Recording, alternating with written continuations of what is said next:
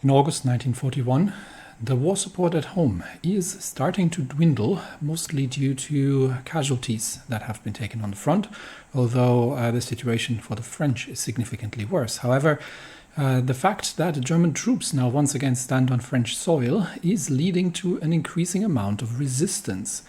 And this has the potential to further erode any kind of support for the occupation and for the war itself. So we are going to start diverting Agent Polyakova to start looking into resistance that is organizing around the capital and to start rooting it out. And I think, yes, we can still improve the anti-partisan, so let's do that as well.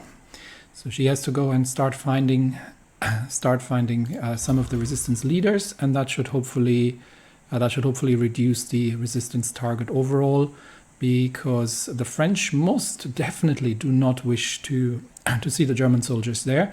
Our assumption that France would welcome liberators from the scourge of syndicalism has been faced with indoctrination over decades at this point, leading to increased public resistance against the German occupation, which means we may have, for the French, to change towards a local police force, which is going to reduce the resistance target and at the same time reduce the obviously cause more resentment in the population, but that should help with the initial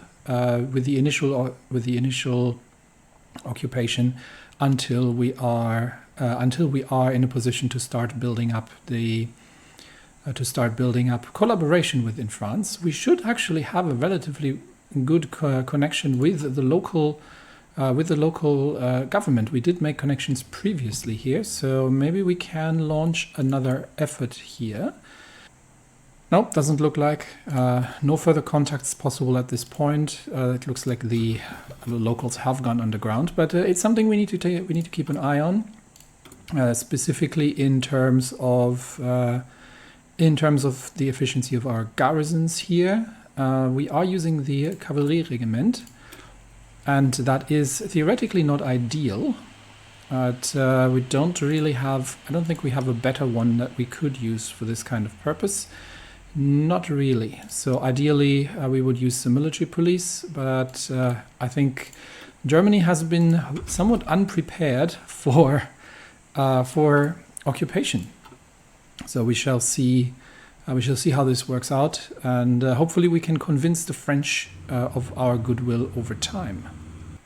General Model's Third Army is redeploying along the front lines, and we are concentrating von Kluge's Second Army toward near Orléans, and for a push towards Tours, and then eventually to take La Rochelle, cut off the north, and then move further south, eventually towards Marseille. The Central Massif in France is not a territory that's particularly conducive to tank operations, so we will clear out the north first, and then probably run a second assault south from Dijon, and cutting off maybe towards Bordeaux, and cutting off the remaining French troops. We will literally just be going for destruction here, and we are in a race towards the Pyrenees to see, because the Entente is starting to push back at this point against the French, obviously, because they had to divert troops. So that is something we cannot dawdle here. We do need to redeploy the railway guns towards offensive operations and begin as soon as the assault divisions and the tank divisions are in place. We'll keep pushing and cutting off the north, destroying the northern part of the flank here, and then I think we can just swing around, destroy the French troops, and then just move with infantry towards Marseille. The French, the Syndicalist Air Force is nowhere to be seen, and it could be simply because the French have no more planes that they could possibly commit, or they have committed them to the Iberian operations at this point because they just don't see a chance against the Luftwaffe, which means we can begin redeploying the Air Force towards the east. So we're getting that away. While the Luftwaffe is transferring, the first Aufklärungsgruppe has spotted a syndicalist task force off the coast of Ireland, and the third Schlachtgeschwader is ready to engage. They are docked in Munster, so let's keep an eye and see where they are, if they are going to make a move, and if we can get a clearer picture in the western approaches. The Norwegian Socialist Republic has capitulated. Yes, we know that, but let's look at it quickly officially. Wilhelm III has announced that the cowardly Norwegian nation could no longer withstand the pressure from the overwhelming presence of German forces throughout the country. The Norwegian government chose to flee the country and has gone into exile. Their main forces have capitulated, and the German Empire is now in control of their home area. Though the war against what remains of the Third International continues elsewhere, this is a great victory for all of the Reichspakt. Do you notice the change in tone since we have a new Kaiser? Slightly different tone. Anyway, Norway has capitulated, so we can now move the forces, move the occupation forces out. We can return the task force. We are returning already the task force that was doing a naval bombardment for Narvik. And Sweden is now going to be in control. Sweden is, the war will probably continue in Finland, but we'll leave Sweden more or less to it at this point, I think, until we can start focusing on the Eastern Front. So Sweden is going to be in control of the northern operations. And we will be focusing more heavily on the Russian front at this point, where I think in Georgia we just had some success. So we'll see. I think the southern front in the Caucasus is ripe for some destruction, and this is an area where I think the mountain forces can do quite a bit in the Grozny-Sochi line. Quite a bit of destruction against Russian forces here.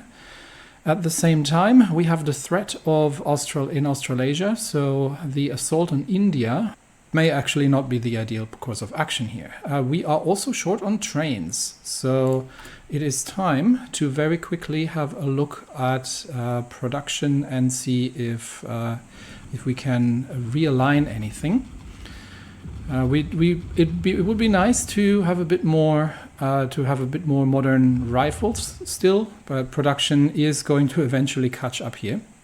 We just don't have the factories anymore at this point until we get to 150 and we can build a couple more military factories. But I think we've got a lot of equipment that can be converted, which is reducing the amount of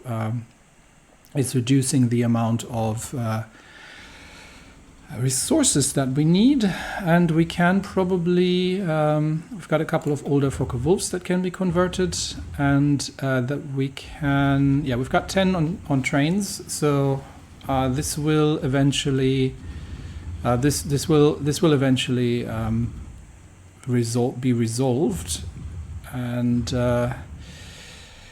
we can probably start winding down the production of carrier craft. I think carrier fighters, we may be only needing 2 factories on that, and on the other 2 carrier forces we might need, let's wind it down to 3, and that should fill out. That means we're starting to build the amphibious tractors. And we are still having a lot of work to do in the half trucks.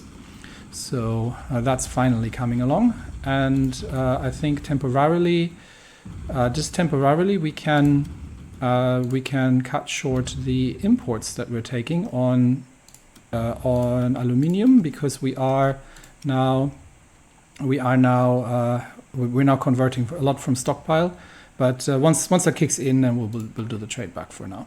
In the light of the changing strategic situation in the world and a potential conflict in the Pacific, I think getting involved in the Somalian-Ethiopian conflict is no longer viable. Instead, we're going to rename once again von Bock's group into Expedition Mittelafrika, and we will send them specifically towards the southern areas, where I think there is a potential of conflict with the Entente, such that Mittelafrika itself can more work in the northern region. Sudan is in the Reichspakt, so that as well might be a good place to strengthen, actually. How's the supply situation in the north? In Africa, it's usually not great, and it's no difference here. So defeating the French in Central Africa might actually also not be the right approach. Maybe instead we'll fight in the north towards Algiers, because if Algiers falls, the whole Northern French Republic goes down. Yeah, maybe that's a good place to be. Plus we have supply through the Mediterranean. So a North African campaign towards with the goal of capturing Algiers and dethroning the Entente should there be any kind of trouble coming up is a good goal for them. Likewise, the planned invasion of India is going to be put on hold, and Paulus's assault divisions are going to be moved into the jungle of the of the Dutch East Indies and northern Papua New Guinea, in a potential conflict with the Australasian Confederation. That would be the first. Point of assault here. I think, except from the port, there is not much of an infrastructure there. So we might also consider building another port. We don't know how many troops the Australians have in the area, but this would be a springboard into Australia with a relatively narrow hop over towards Darwin and in the Northern Territory, and then making our way through there, or towards Brisbane in Queensland. That might also be a better approach, just to taking on the East Coast in case Australia does invade. That would be an option. Alternatively, Japan. We could also move to Pyongyang and liberate Korea for now, for the Chinese, before committing towards an attack on India, which is already embroiled in a conflict with the Ottoman Empire, and as such, maybe not necessarily the primary target here. It's a bit of a coin toss, really. So I think I'll deploy some of the lighter forces towards Papua New Guinea, and we'll send the assault divisions towards Korea to assist the Chinese at this point. So we shall be asking the Qing government for military access, and then we'll be redeploying the forces there. Meanwhile, all the troops that are stationed in the former Kingdom of Siam, which is now under German East Asian control, can be redeployed over here. And I think that would be actually probably not at the front line, but just at the port in the north. And we might actually construct. It's worth building up the infrastructure here, because Port Moresby is under Australian control, and so is the airport. We don't have any infrastructure here to supply any kind of offensive operations. So building a port or building a naval base in the north, in Madang, might be a good start. So let's get that to go. A level 2 naval base, and that should assist with things as well. A new railway battery has been completed in Berlin. We'll send that to the Eastern Front, and I think at this point we have enough railway guns that I can also for now, because they don't get any production efficiency, that I can for now. There is some progress on this one, so let's finish off one more, but then we can divert the factories elsewhere. because I think we will have enough of these. The other current ones are moving towards the front line and are getting ready for finishing off the French situation, while the rest of the troops are still deploying, and we have to wait for all the tank divisions to get into place. Meanwhile, the Marines are returning to Hamburg for now for some R&R, and we will see where we deploy them next. It'll depend on what the strategic situation is going to be. Either, we're going to have to fight the air war first on the Eastern Front before we go into the offensive, but possibly Pacific might be a target, although we are having 4 more Marine Sturmdivision under training that will become available eventually. All right, I think that's it for reorganization, and we will see. We have spotted the British task force, I believe. Let's see if we get the German ships to engage, and the Qing government has accepted our proposal, so I can send Paulus's troops there. Okay, Paulus's main divisions are redeploying on the front line towards taking Pyongyang and potentially Seoul and liberating Korea from Japanese occupation. And while that is ongoing, we will observe the naval situation, and we'll see if we get the 3rd Schlachtgeschwader with the Graf Zeppelin and the Peter Strasser and the Seydlitz at this point. So we've got 3 carriers here. They are moving out. Let's see where they are. Yeah, they are moving out from Munster, and we'll see if they can. Let's see if we can manage to intercept the British force, which is moving rapidly. It is a cruiser force, so it's the question of can we maintain contact, and can we catch them? I think I actually have some. Yes, I have got naval patrol wings, so they can actually assist with naval patrols.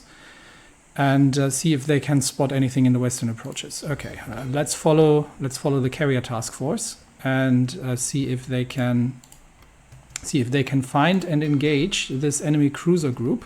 They were last spotted in the western approaches. They seem to be moving north, so a carrier group is giving chase, and ideally we'd have another force engaging them if they are not too fast to get away. No, I think we have caught them. So here we go. I think this was the last British cruiser group that was marauding in the Atlantic, sinking our submarines. And on the return to the home islands for refueling and refitting, they have been caught by the 1st Schlachtgeschwader's carrier group. So we've got 3 heavies. We've got Scharnhorst, Gneisenau, von der Tann, and their respective escort forces against 6 light cruisers and 6 destroyers. So it's a very one-sided battle, but we shall observe it nonetheless. And I would assume that the British have the smaller fleet, so they are more coordinated initially. But I would assume that they are going to turn tail relatively quickly. We'll see if the initial naval plane launches are going to do any damage. Yes. So Newcastle has been hit by bombers, and the Eurelius and the Argonaut have been hit as well. The British are turning tail. Let's observe the cruisers mostly. They've already lost the destroyer, and it looks like the naval bombers so far have been doing the majority of the damage. The British are trying to disengage German, but already the Newcastle has been sunk by the Scharnhorst guns now opening up. So once the big guns get involved, then these light cruisers don't really stand a chance. They will try to use their superior mobility to disengage, lay smoke, and get out of there. But with the carrier airstrikes incoming, I think that is also not a viable tactic. The Bonaventura is already down. Eurelius and Argonaut are both listing and leaking heavily, and the Galatea is the last one trying to get out of there. She's taken some damage from light guns and naval bombers, getting shredded by the friendly cruisers, and is making her way out by taking a severe hit and has been sunk as well. Let's see who takes the Kassel light cruisers has taken her down, which leaves one final remaining destroyer trying to disengage, but she's just going down in the withering fire of German light guns. And at the cost of 2 destroyers and one dive bomber, we have sunk 6 cruisers and 6 destroyers, and that was, I think, the last marauding group. And the let's see who of the heavies has von der Tann has sunk 2 of the light cruisers, and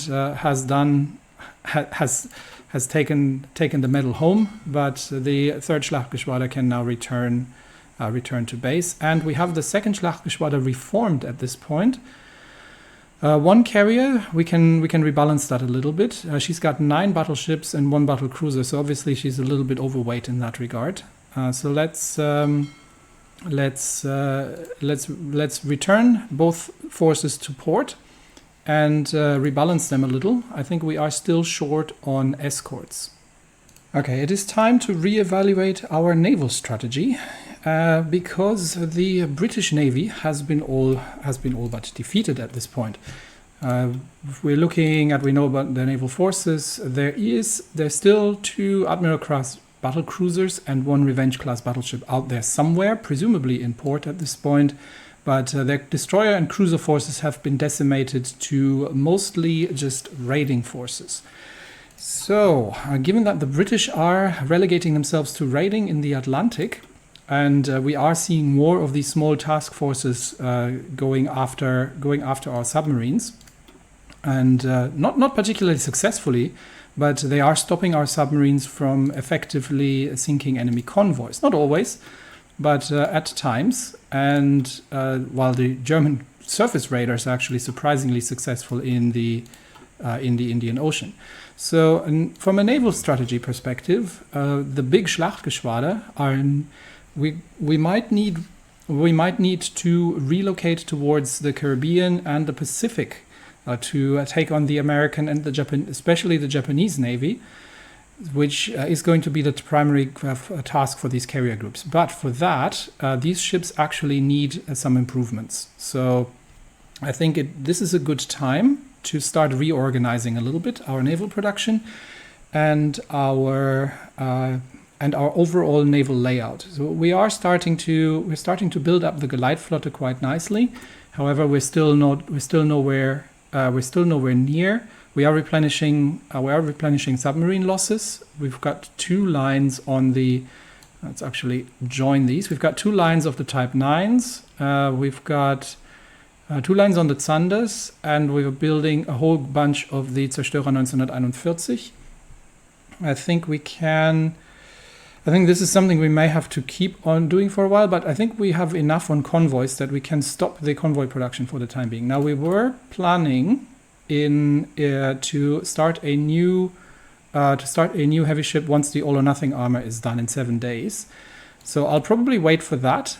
Alternatively, we can have a look if there are any potential refits that we can make on the heavies. So right now, let's see, the Tirpitzes are still there, and we have a battle cruiser design with the von der Tann class here. Although I'm not sure if we've won. Let's see. The Tirpitz class is still the more modern class that we have here.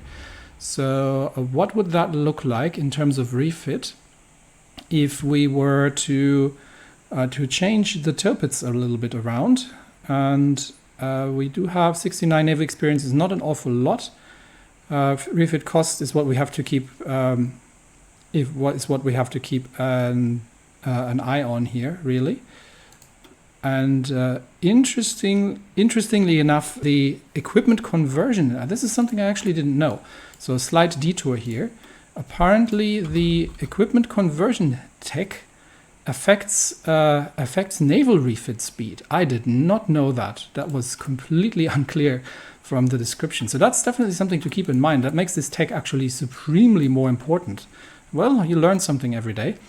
So this was the, okay, where were we? Because it's renamed it again. So Tirpitz class A, copy that. So if we upgrade that with everything, that's 800 refit. Upgrade all the modules, that's 18,000 refit. So that's ridiculous. We could almost build 2 of them for the cost of just refitting this thing. So that's not worth doing. So we might have to make some more targeted improvements. So definitely this. Getting a radar for improved hit chance might be a good task for 1000. Fire control 2 is already up to date. Anti-air, not sure we do need to upgrade this. The guns, heavy battery 3 would be lovely, but so currently we're having the 420mm SKL 45, and that would be a 460mm, but upgrading that is prohibitively expensive. The same with the armor. Ideally we currently have the 200mm, what is this? Battleship, 200mm belt, which is too thin, to be honest. But any kind of refit here would be prohibitively expensive. So up-armoring the Tirpitzes is not an option. However, giving them more secondary firepower might not be a bad move. So we could replace the scout plane, because she now has radar. So we can decommission the scout plane, replace it with secondaries, which is going to, if we compare that to the old, where's the Tirpitz A, that is significantly improving her light attack, and from the fire control and everything, gives us an for 0.5 knots loss in speed. She's still pretty fast. Gives us a good all over improvement. So this would be the Tirpitz class B, and for 1300 refit that is doable. So we'll save that. Then we have battle cruisers. There shouldn't be any. The von der Tann's are not outdated. I'm not sure why they get outdated. So let's have a quick look at the von der Tann's. These are a bit more modern. So these are relatively more recent. So we could upgrade them as well and give them a radar.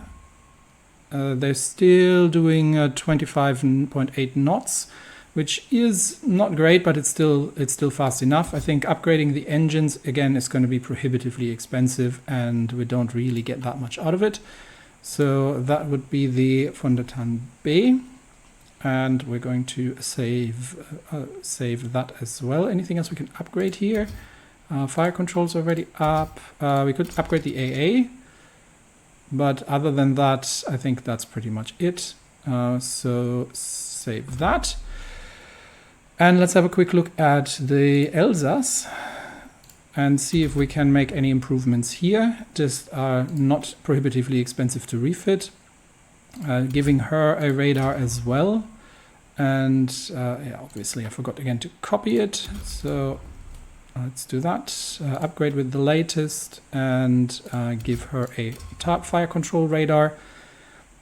She is only doing 21 knots, so ideally putting a new engine in would be great, but it's going to take forever to refit her on that. So we're going to do this, and that'll be that. All right, cruisers.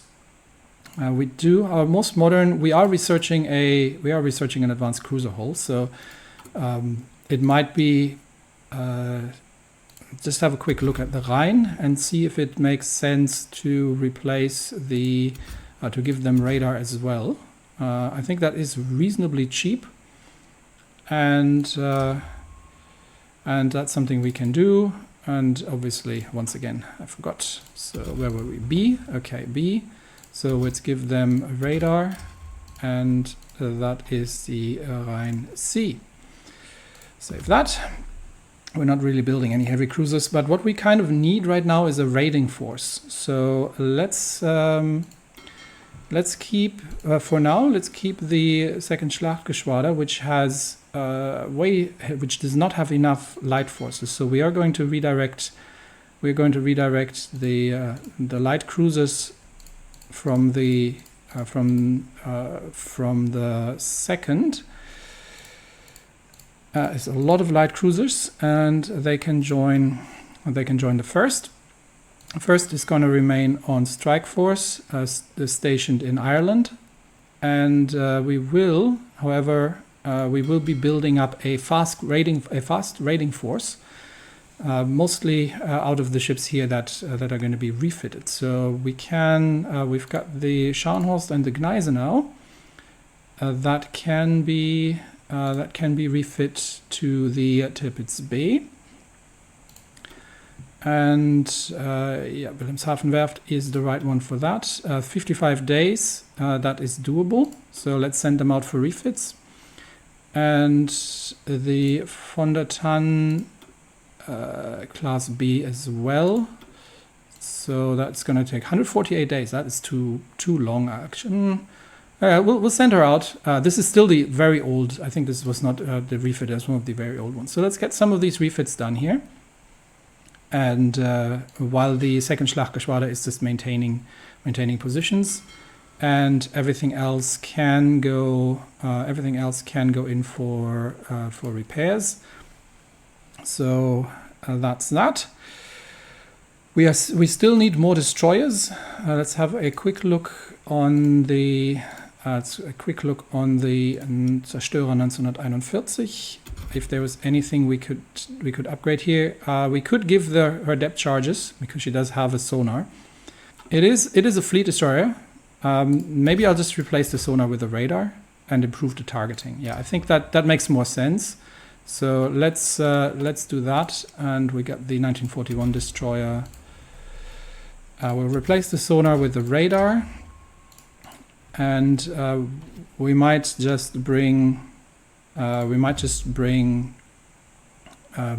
bring in dedicated anti-submarine warfare ships at some point into the fleets. Okay.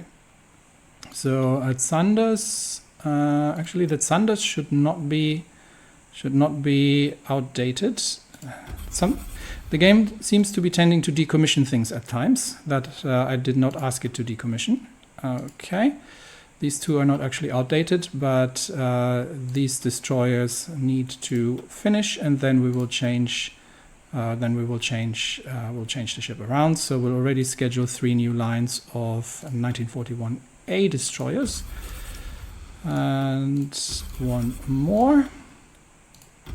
Okay, and there we go. And they can all join for now, they're all just going to join the first Schlachtgeschwader, if I can find it. Okay, so that's all underway. And the idea once the ships here are refitted, is to start hunting down smaller British task forces. We don't need a whole fleet for that. We can build a smaller task group once the ships are refitted. All right, we should have... we actually have enemy. We've got some enemy fighters over the area, but other than that, it's not much. So I've still got some heavy fighter wings operating, and we've got the tactical bombers and the close air support wings operating in France as well. And the rest of it mostly has made its way over to the Eastern Front. So we now have to look at how this is dispositioned. We can probably concentrate. in the airbase at Vilnius. Although actually this might not be a terrible one. We've still got the Riga airbase actually. So the question is, where are we going to start attacking the Russians? And I think the Baltics is a good start. So Riga airbase has some capacity. So we've got we have to move all these wings to the Eastern Front now. So we've got 10 fighter wings here. Oh no, Riga airbase does not have capacity actually. In that case, we'll just move the 4 fighter wings here to Riga, and we're going to just launch the others. We're going to have to launch the others from Vilnius, which is not ideal for the air zone coverage, really. Can we improve the Riga airbase on the quick and just make that happen? I think is a good starting point. and then we can start moving them. But we've got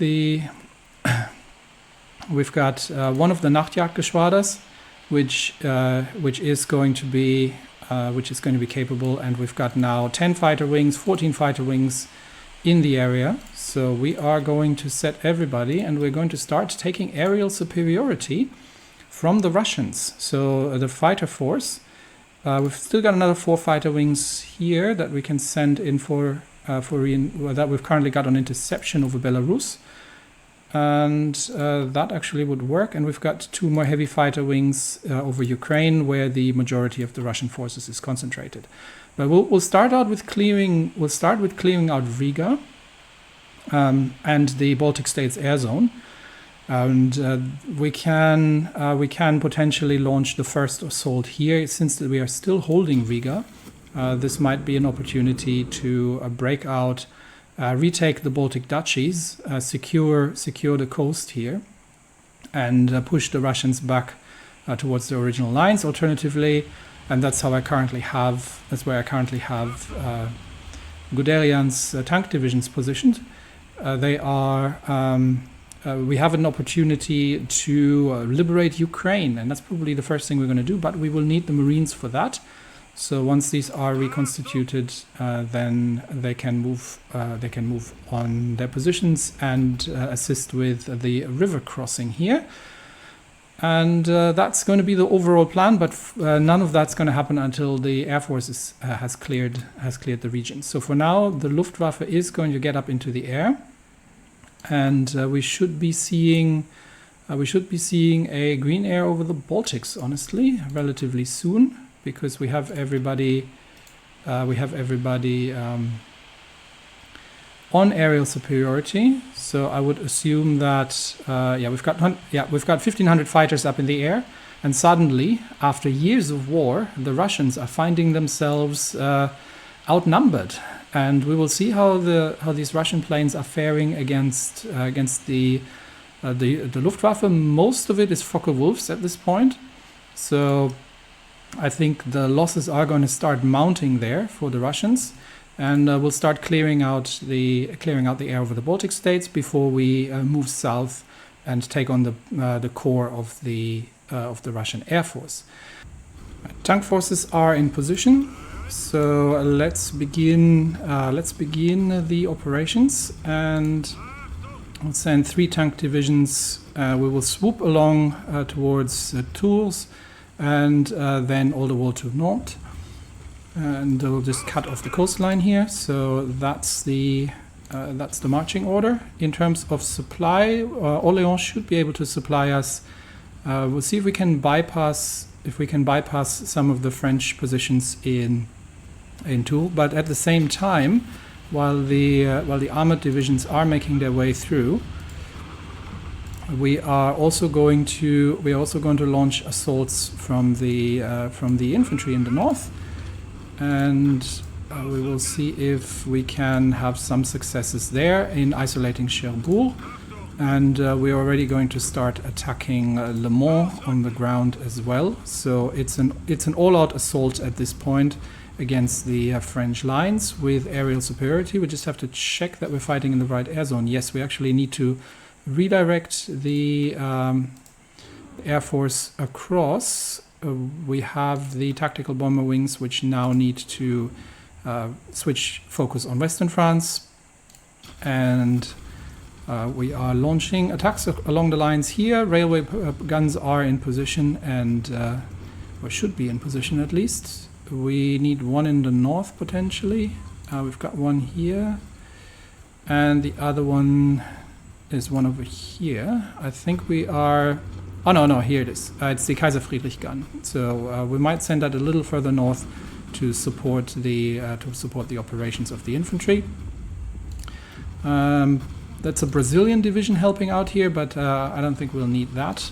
And we are destroying the French positions there. The British are once again planning a naval invasion of Ireland, which is, I think, extremely ambitious by them at some point. But I think there is a Norwegian fleet that is now docked in that is now docked in the north. And it looks like the 1st Schlachtgeschwader is intercepting.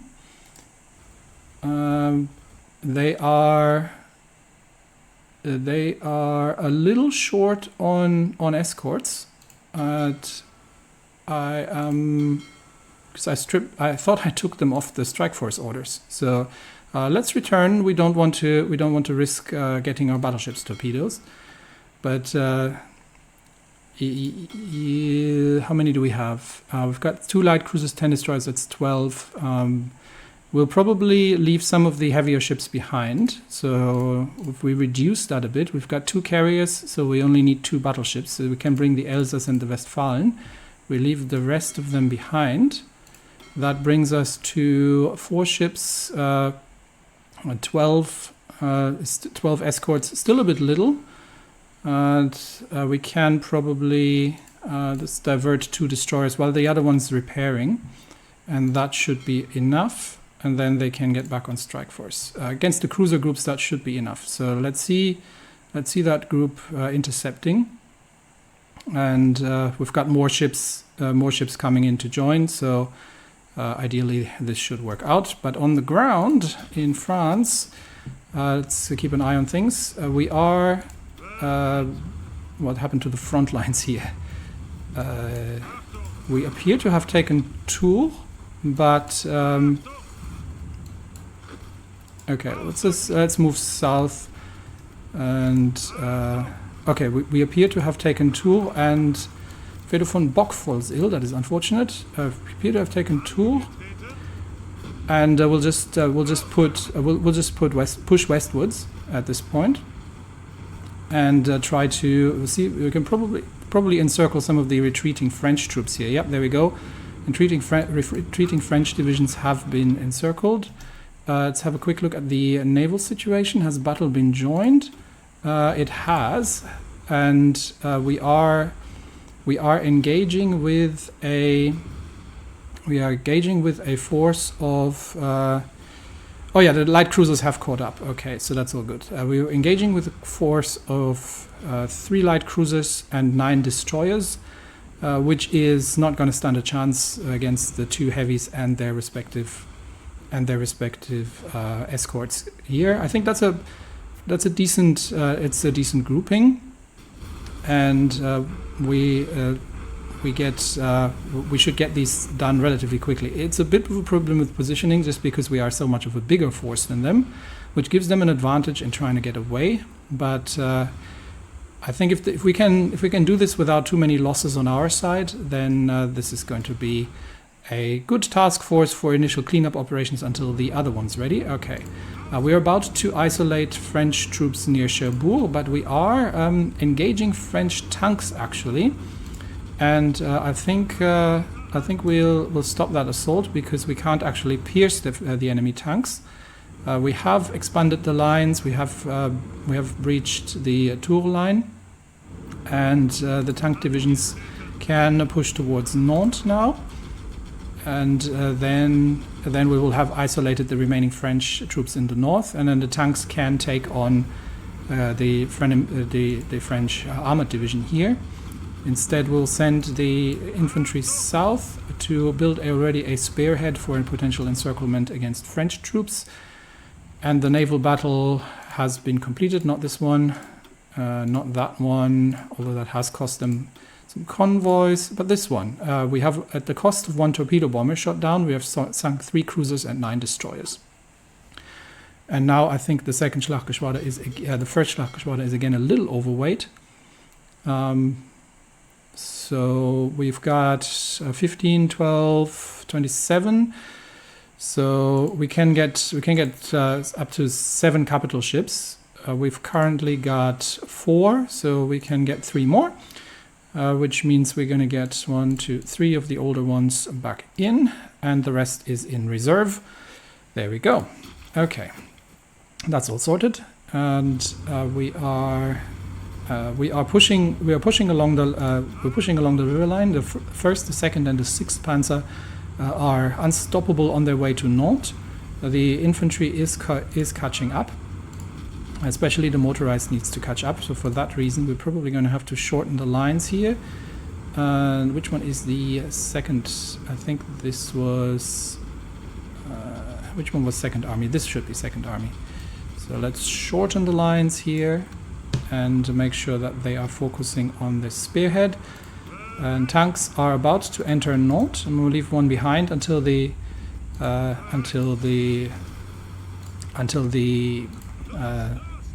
infantry catches up. And we have encircled another group of French divisions here, and the infantry that is trailing can force the surrender here of the French. And we are about to isolate. We're about to take Nantes. The French absolutely have no chance with the Luftwaffe isn't even getting in before the tanks are taking them out. So we have taken Nantes. We have isolated the whole French northern front, and they are now trying to put up some fighters, but we've still got a fair amount of heavy fighters in the air. So that should be, we've got 300 heavy fighters, but the rest of the allies are helping out in the region. So I think all in all, we are in a and we have repelled a British air attack. Interesting. All in all, we are in a good position. Sorry, this has been a bit of a slower episode of reorganizing things, and that's the note we'll be ending the episode on as well, because we are in a position to design another battleship. So let's get that done. And I think I've got a lot of things here to catch up with. A lot of technologies that are way behind. So let's begin with advanced ship torpedoes. That's something we should have had for a long time. Germania Werft it is. But what we are going to do is design ourselves a new class of battle cruiser. So we want a battle cruiser, a modern battle cruiser. And we are going to outfit that, definitely. So the purpose of that is going to be almost more of a raider, because I think the current heavy fleet, the carrier fleet with the battleships around it, is more than capable of taking on things like the Japanese Navy in a pinch. But we have a lot of smaller groups to hunt down. So what I'm thinking is to build a battle cruiser that, as a single ship, can be paired with maybe a light cruiser or 2 light cruisers and 4 destroyers, and be a fast raiding force. So I want these to hunt down these little cruiser groups and these things. So I would definitely like this to be a fast ship. We are going to obviously stick some secondaries in, because we are going to be dealing with light ships. So she doesn't have to be too big on the main guns. And but we are going to fit 460 millimeter or 18-inch guns into the ship, which is going to slow her down quite a bit, but we don't have to fit too many of them. So in the rear, or maybe we'll just stick with the 420s. It's not a huge difference in speed, but it is a noticeable difference in heavy guns. So I think as a battle cruiser with 2 460 millimeter main guns, and the rest is more focused on light firepower. That would be a relatively interesting design. Now it would be nice if we actually had the improved light battery, the 127 mils. We're currently still working with the somewhat older light battery here, I think. But how long is that going to take to research? 75 days. That's 2 months. I'm afraid that the ships are not going to be finished by the time. So we'll build the first one. We'll build the first one with that in mind, and we are going to outfit her with secondaries. So these are still the 150 millimeter SKL 55s, so Schnellfeuerkanone, rapid firing gun, and that should be we'll just have to keep an eye on the speed. 27 knots is kind of what I want to maintain, and obviously we have to keep an eye on the cost as well. 11,000 is doable, so that is going to be the Odin class of battle cruisers, and they have a fair amount of firepower, but mostly they are, and I think I might drop. We'll drop one that gets us closer to 28 knots, and I think that's sort of that's what we're trying to do. So good armor, enough firepower with the 460 millimeter guns, or I don't know. These might be triple turrets. So let's say there's six 18-inch guns, and three sets of 150 mils, plus a couple of dual-purpose AA guns. Instead, we might actually stick another. We'll stick another AA gun on it, because they do have to operate in isolation somewhat, and it's too expensive. So I don't have enough naval experience. I haven't paid attention. Don't have enough naval experience. All right, I'll remember that. And I'll take a screenshot of it, and then when we have enough naval experience, then I'll get these underway. So yeah, that's it for today, and like I said, a bit more of an organizational episode, but strategically, invasion of France is still moving at rapid pace, and I think we can beat the Entente to the Pyrenees. The Swedes are fighting in the north in Finland and are starting to move a lot of troops up there, which is good. So that'll take heat of the Russian front, and we are waiting for a potential conflict with the Entente, and we might just send some rifles to Ethiopia. That's probably what they're most short of, and leave them to their own devices at this point. The Asian situation is still unclear, but once Paulus's troops have arrived in China, then we'll make some headway against Japan, and potentially against the legation cities at some point as well, if China decides to retake them, and against the Entente. And then in the end, it just comes down to the Americans. And the Union of Socialist States has been very quiet this year. They're probably still reeling from the Civil War. We are sinking their trade convoys all over the Atlantic. So with the reduction of the British raider groups, the submarines are in for another happy time to completely destroy there's another group operating to completely destroy the cross-Atlantic trade. And eventually we will be dealing with the Union of Socialist American States, but it's a question of what the Entente is going to do next.